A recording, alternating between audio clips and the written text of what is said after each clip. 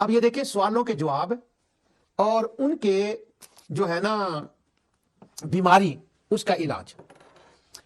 اب وہ کیا واقعی اللہ تعالیٰ کے بارے میں ان کا اتنا ہی غلط عقیدہ تھا؟ یہ بات صحیح ہے؟ عام طور پر وہ نا ہر بات کا ثبوت دینا پڑتا ہے، حالانکہ وہ کامن چیز ہوتی ہے، آیتوں سے نکل رہی ہوتی ہے، لیکن وہ کئی دفعہ لوگ مطالبہ یہ کر دیتے ہیں کہ نہیں صریح دکھائیں، یہ لفظ ہونے چاہیے کہ کیا واقعی وہ اللہ تعالیٰ کے علم کو نہیں مانتے تھے؟ واقعی وہ کہتے تھے کہ اتنے جہان کو اللہ نہیں جان سکتا، یہاں بھی نہیں جان سکتا اور پھر وہاں بھی نہیں جان سکتا؟ کیا واقعی ایسا کہتے تھے؟ ہاں واقعی ایسا کہتے تھے۔ اچھا یہ بتائیں کس نے لکھا ہے یہ جی فلاں نے لکھا ہے۔ ہاں اچھا فلاں نے لکھا، نہیں وہ فلاں نے لکھا ہے لیکن وہ فلاں، اچھا نہیں وہ اس کی رہنے دے، لیکن میں کسی فلاں کی بات نہیں کر رہا، میں قرآن کی بات کر رہا ہوں اور اس کا ترجمہ آپ کو سنا رہا ہوں، تفسیر بھی نہیں بتا رہا، سادہ ترجمہ میں آپ کو بتا رہا ہوں اس کا۔ یہ سورہ زمر ہے۔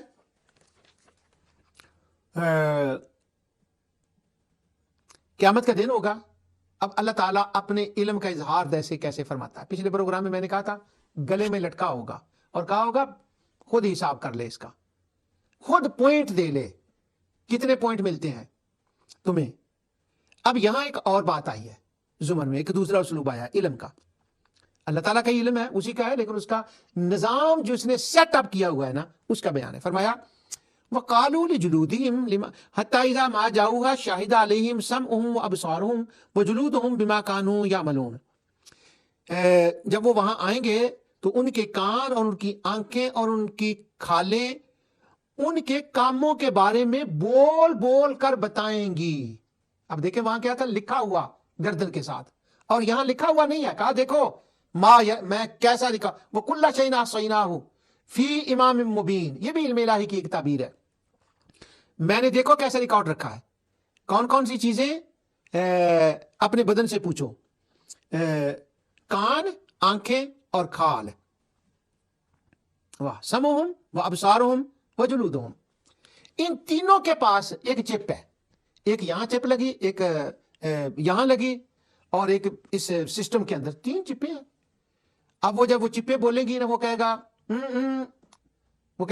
اللہ تعالیٰ فرمائے گا تم نے میرے پارٹنر بنا رکھے تھے نا، تم کہتے تھے نا کہ میں اکیلا کر نہیں سکتا، میں جان نہیں سکتا، اور تم نے مجھ پہ ترس کھاتے ہوئے، یہ میں اپنے لفظ یوز کر رہا ہوں، ان کے ذہن میں تھے نعوذ باللہ کہ تم نے میرے پارٹنر بنا رکھے تھے، تو وہ کہیں گے واللہ ربنا ما کنا مشرکین۔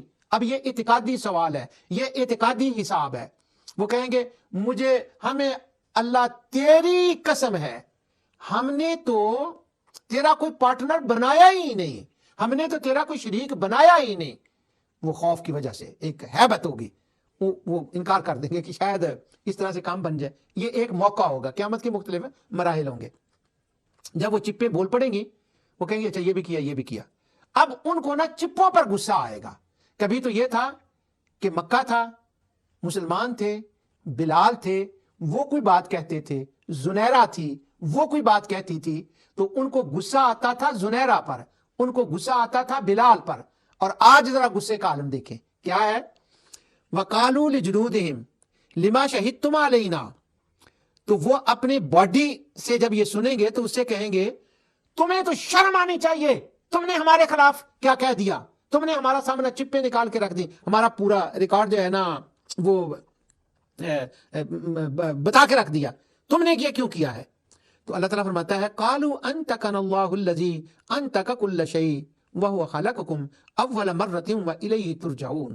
یہ میں کہہ رہا ہوں معاشرہ بولتا ہے، وہ کہیں گے وہ جو یہ جن کا پہلے بیان ہوا ہے وہ جواب دیں گی کہ ہمیں اللہ تعالیٰ نے بولنے کی قوت عطا فرمائی، وہ اللہ جس نے ہر چیز کو بولنے کی قوت عطا فرمائی، اس نے ہمیں قوت دی تو ہم بول پڑی ہیں۔ اور پھر وَهُوَ خَلَقَكُمْ أَوَّلَ مَرَّةٍ، یہ ایک بات وہ اور کہیں گی، کون کہے گا؟ سمع، بصر اور جلد۔ بڑی پائے کی بات، یار کیوں نہ پائے کی بات کریں، میدان قیامت ہو اور اللہ بلائے، اور دیکھیں اعتقاد کی بات یہاں ہو رہی ہے۔ ہاں سناؤ بیر کھا دے سن شکر کیتا سی کہ نہیں، وہ زیادہ فزیکل، ہاں وہ بھی باتیں ہوں گی۔ منعم کون تھا جس نے بیر دیے تھے؟ وہ منعم کون تھا جس نے اندر یہ تاثیر پیدا کی تھی؟ وہ منعم کون تھا جس نے زبان کے اندر ذائقہ رکھا تھا؟ اس طرف بہت کم دھیان ہوتا ہے، اور یہاں وہ کہا جا رہا ہے وہ کیا بولتی ہیں؟ کہتی ہیں یہ وہ اللہ ہے جس نے ہمیں بولنے کی قوت دی، جس نے تمہیں پہلی مرتبہ پیدا کیا تھا. کیوں؟ قرآن میں بار بار اس دلیل کا ذکر آتا ہے، وہ قیامت وہ برپا کرے گا جس نے پہلی مرتبہ تمہیں پیدا کیا، وہ دوبارہ بھی تمہیں پیدا کرے گا. یہ دلیل ہے. اب وہ گونگے بنے ہوئے نہیں سن رہے، وہی بات کہ جبرائیل لے کر آیا، نہیں یہ وہی نہیں، میکائیل ہوندا دے، ہم سوچ سکتے تھے. اب وہ کہا جا رہا ہے کہ جس نے یہ کیا وہ بھی کرے گا، یہ دلائل دیے جا رہے ہیں. اب وہی دلیل وہ کھال دے رہی ہے، دوسرے دے رہے کہ جس نے پہلی مرتبہ پیدا کیا تھا. یہ توجہ دلائی جا رہی ہے کہ پہلی مرتبہ بھی پیدا کرنے والا وہ، اب دوبارہ پیدا کرنے والا بھی وہ. نہ پہلے تمہارے شریکوں کا کوئی حصہ تھا اور نہ آج تمہارے شریکوں کا کوئی حصہ ہے. یار اعتقادی طور پر ذرا اس آیت کو دیکھیں. اور آگے تو حد ہو گئی. وہ کہتی ہے وَإِلَيْهِ تُرْجَعُونَ، وَإِلَيْهِ تُرْجَعُونَ. الیہ، یہ تو مراقبہ ہمارے صوفیہ کے ہاں مراقبہ سب سے بڑی عظیم چیز ہوتی ہے. قرآن کے اندر الیہ اور الہ، عقیدہ آخرت کے بارے میں اور وہاں کے جو آڈینس تھے ان کا عقیدہ سمجھنے کے لیے الہ اور الیہ، ان پر مراقبہ کرنا چاہیے، پھر باتیں کھلتی ہیں. اور وہ کریں الیہ ترجعون، تم نے صرف اسی کی طرف لوٹ کر آنا ہے اور آئے ہو جس نے تمہیں پہلی بار پیدا کیا تھا. تم نے کیا گمنڈ بنا رکھا تھا اپنے ذہنوں کے اندر کہ اگر قیامت ہوئی تو ہم اپنے خداؤں کے پاس چلے جائیں گے. الیہ ترجعون، یہ کھال بھی کہہ رہی ہے، یہ سما بھی کہہ رہی ہے، یہ بصر بھی کہہ رہی ہے، اور ان کو بتا رہی، وہ کہہ رہے تسی تیانوں کتوں بولیاں آ گئیاں. وہ کہنے گے سانو انہیں بولیاں دیتیاں نے جنہیں پہلا پیدا کیتا تے جہدے ولے اج آئے ہو، جہاں ساری زندگی تسی انکار کر دے رہے ہو. کہندے سے کہ نہیں اس کی یہ قدرت کہاں. اور اگلی آیت میری اس موضوع کے متعلق ہے جو میں بات کر رہا ہوں، میں دور نہیں گیا، وہ آیت چھوڑنے کو دل نہیں چاہتا. آگے ہے اب وہ فردر وہی سما بصر اور کھال، یہ تینوں. اگر میں یہ کہوں کہ یہ تقریر ہے میدان قیامت کے اندر، کھال کی جلد کی تقریریں ہیں یہ وہ جو کر رہے ہیں. اب وہ سب سے زیادہ یہی ہے قریب انسان کے. اب ان کی تقریر سنیں.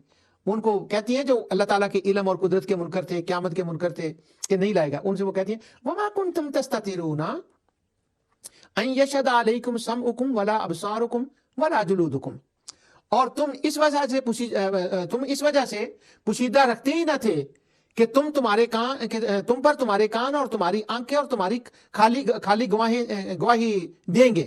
ہاں وَلَكِنْ ظَنَنْتُمْ، تم پتہ کیوں اپنے کاموں کو خفیہ طور پر کرتے تھے کہ تمہارا یہ عقیدہ تھا کہ ان اللہ لا یعلم کثیرا مما تعملون، کہ اللہ کو کیا پتا کہ ہم کیا کر رہے ہیں. اللہ تو ہماری باتوں کو جانتا ہی نہیں ہے. جب وہ جانتا نہیں ہے تو قیامت کے دن وہ حساب کیسے کرے گا؟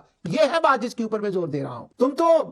تمہارا تو یہ عقیدہ تھا کہ تم کہتے تھے کہ اللہ جانتا نہیں ہے.